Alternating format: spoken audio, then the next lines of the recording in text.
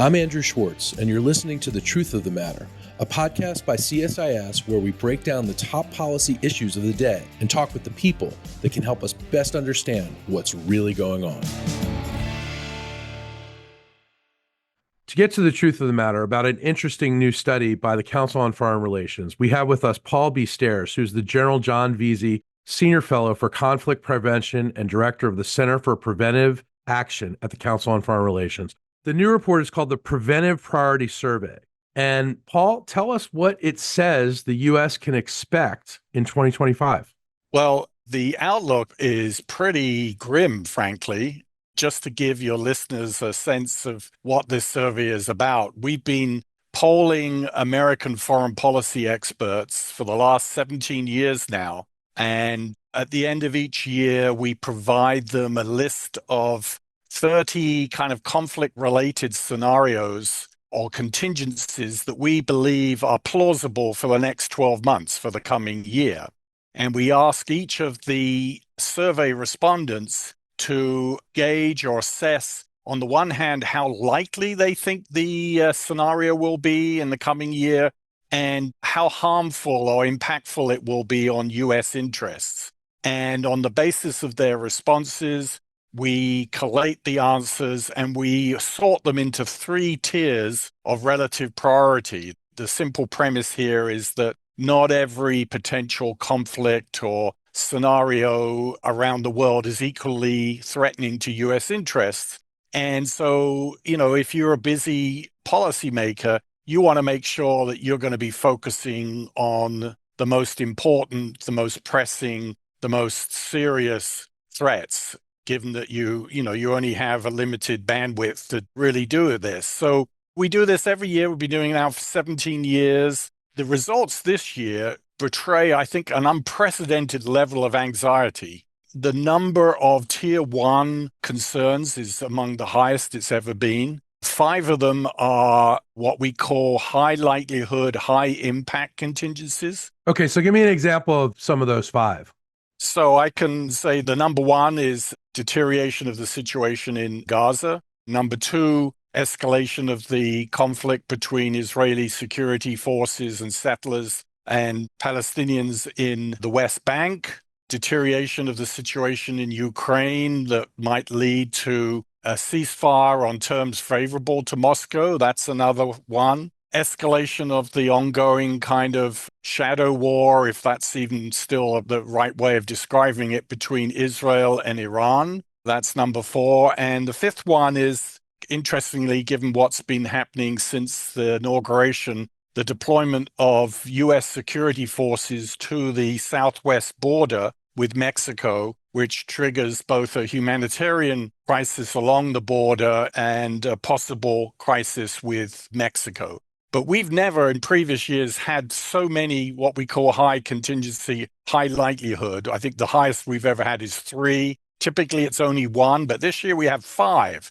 So in terms of the kind of the barometer of anxiety, if that's the way to talk about this survey, it's never been as high as this. So it's about anxiety, is about something actually happening, is what you're saying. And I am assuming that's why of those 5 you just cited, none of them involve China, none of them involve Taiwan. Did that surprise you?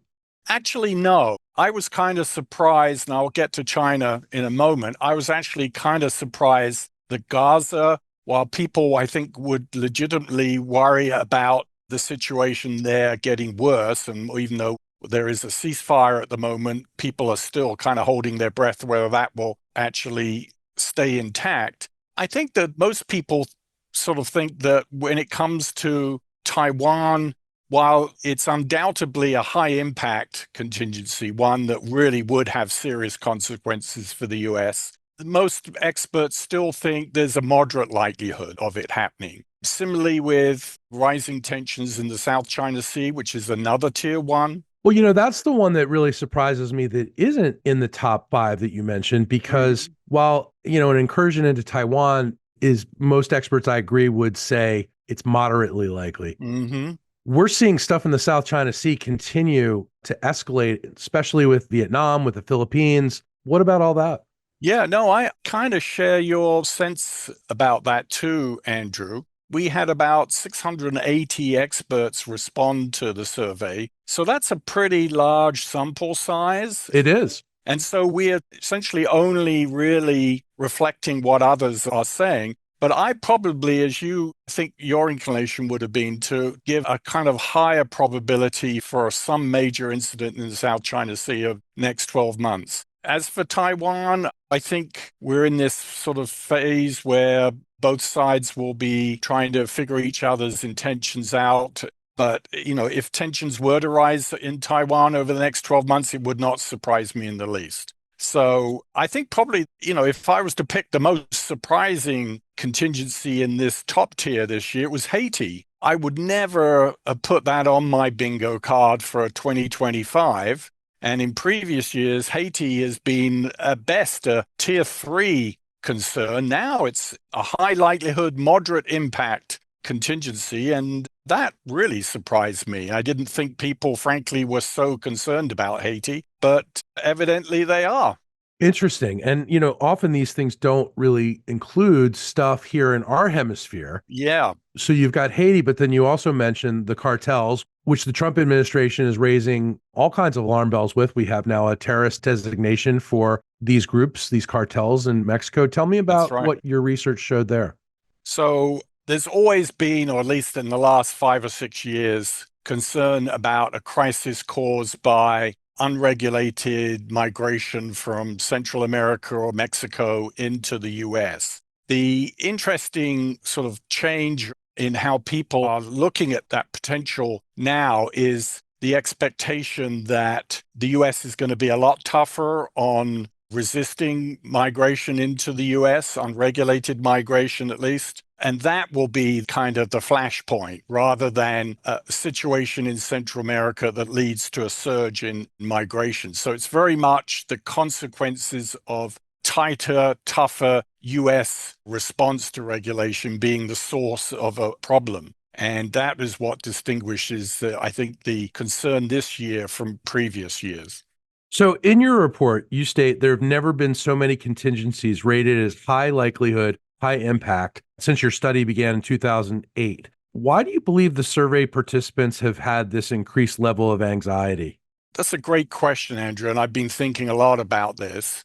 I think there's no question that conflict trends around the world have been growing worse or going in the wrong direction for at least 2 or 3 years now. We've not only seen an upsurge in violent conflict within countries and internationalization of civil conflict, but we've seen also an increase in kind of interstate cross-border violence. And so I think people are picking up on that. Another factor I would ascribe this to is the constraints or the norms around the use of force or aggressive tactics also seems to be eroding. In the last year or so, we've seen, Russia engage in quite hostile, aggressive hybrid attacks, assassination attempts, sabotage in Western Europe, not to mention sort of cyber attacks. And then, in the Middle East, who would have believed 12 months ago that Iran and Israel would be exchanging missile attacks on each other? That was seen as a real red line that would never happen. But it happened twice, I think, in 2024.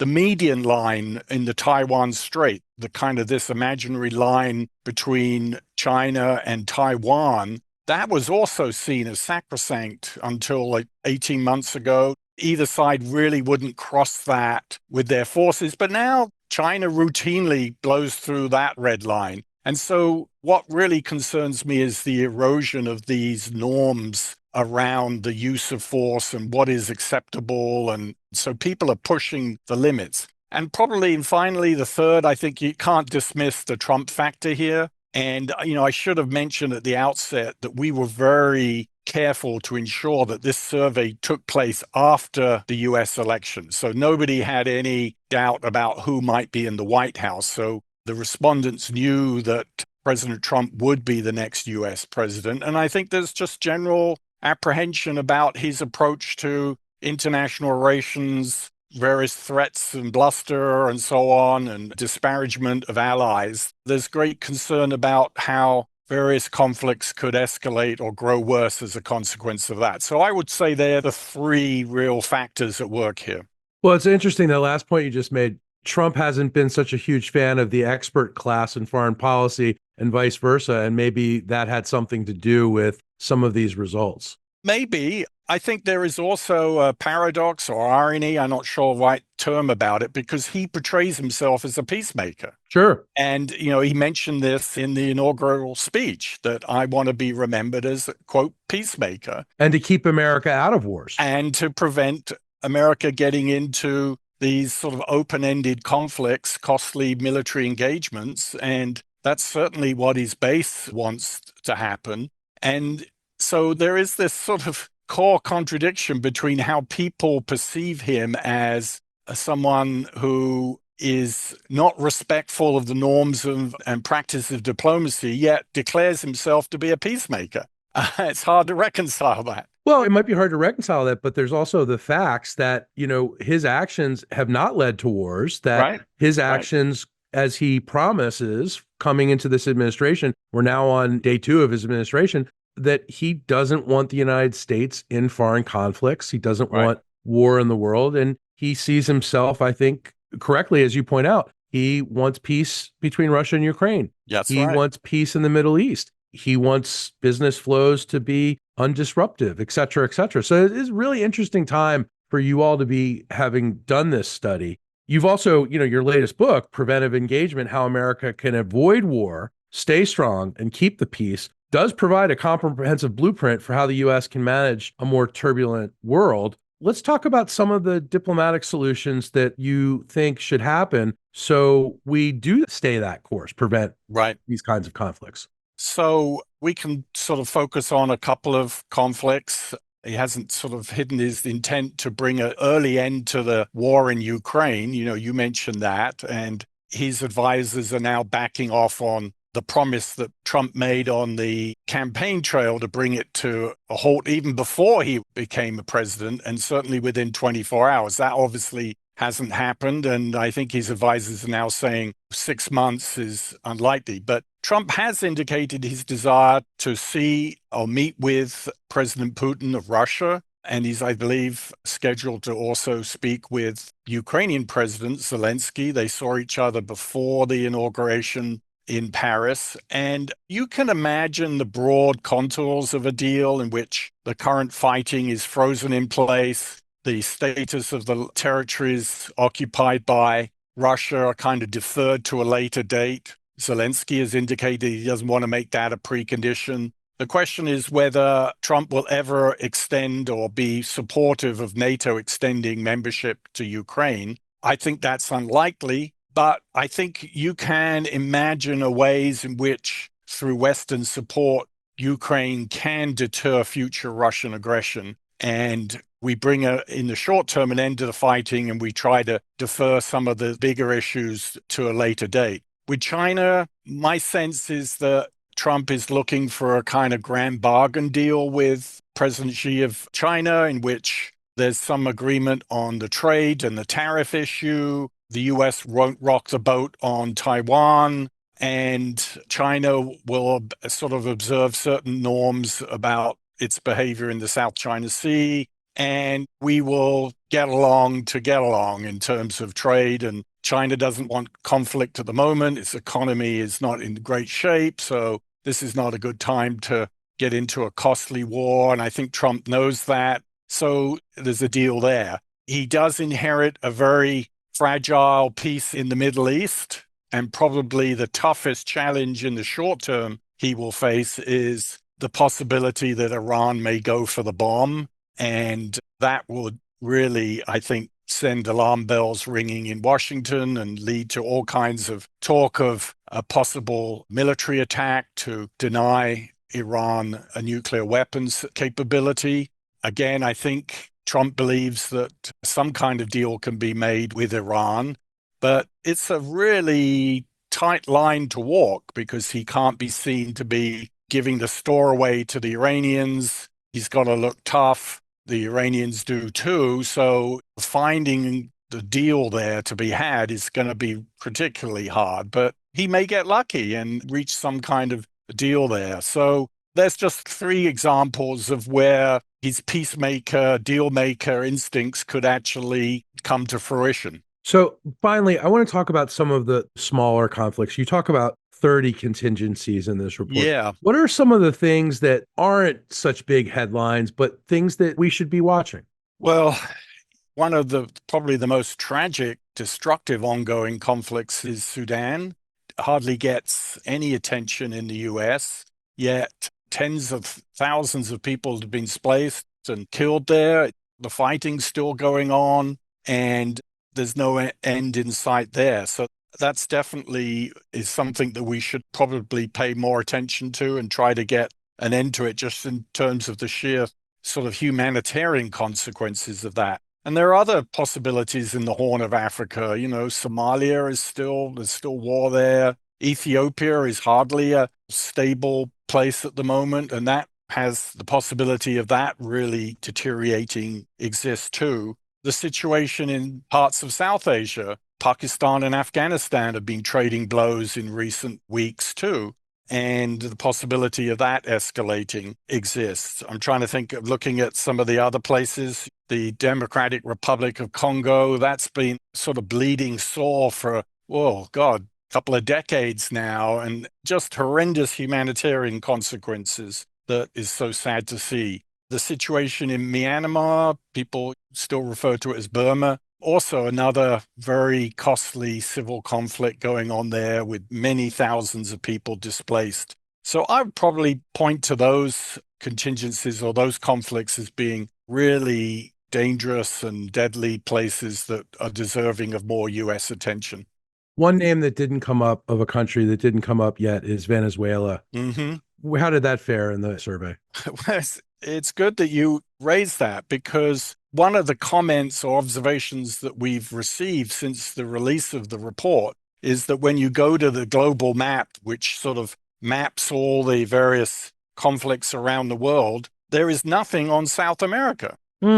And in previous years, Venezuela's been a major concern there. And in some respects, it's been the dog that keeps on barking, but it never gets to the point where it's so destructive, so damaging that it gets attention. But in the initial kind of selection of contingencies to include this year, Venezuela was not up there. Ecuador, the same. The situation in Ecuador, again, that should probably be in one of the conflicts I listed earlier, of a country where there's lots of drug-related violence and the situation has clearly deteriorated in the last couple of years. I think that's worthy of concern too. Just in the last, 24 hours, 2 days, we've seen an uptick in violence in Colombia. 80 people died, I think, yesterday? So that's hardly what you would call a stable situation either. So frankly, I think there are plenty of places in our hemisphere to worry about as well, not just Middle East or Ukraine or in the Indo-Pacific. Paul, you've given us a lot to think about. It's late January. We're facing all these issues in the new year. So really, thank you for this primer, and thank you for all the good work you're doing at CFR. Thank you, Andrew. It's a pleasure to talk to you today. If you enjoyed this podcast, check out our larger suite of CSIS podcasts. From Into Africa, The Asia Chessboard, China Power, AIDS 2020, The Trade Guys, Smart Women, Smart Power, and more. You can listen to them all on major streaming platforms like iTunes and Spotify. Visit csis.org/podcasts to see our full catalog.